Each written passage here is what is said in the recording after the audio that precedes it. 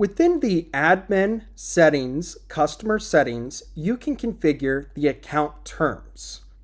Now remember that no new customer by default is assigned terms until you have applied them to that customer profile. So you typically do that after a customer has been added, or when you're importing a CSV list of customers, you can actually assign them terms by default. But just remember, everybody has to pay at the time of purchase until we have assigned a term to them. But within the account term section is where we actually define the account term. So maybe we want to have it be that it's net 30 or 50% deposit, net 30.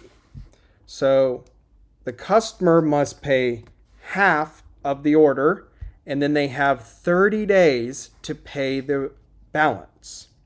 I can also choose to make this the default option. That does not mean that customers by default will be taking advantage of this account term. That just means when we assign an account term, that's the first option for us.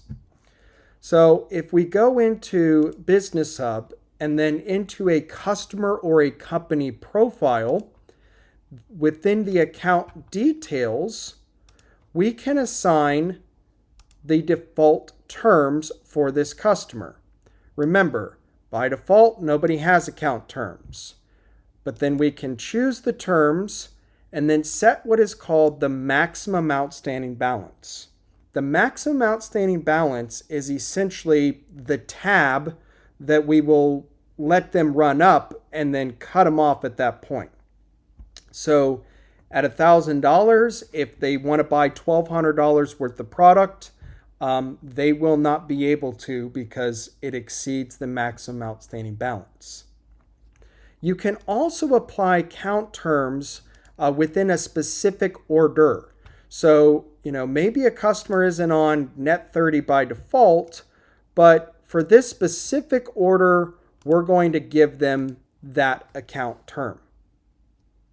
So remember, nobody is going to be on a specific account term by default. Everybody has to pay up front until you've gone into the customer or company profile and edit the account terms within the edit account details, or when you import a customer or a company list using a CSV, one of the columns is going to allow you to assign the default terms and even the maximum outstanding balance. Hopefully you find this video helpful, and thank you for watching.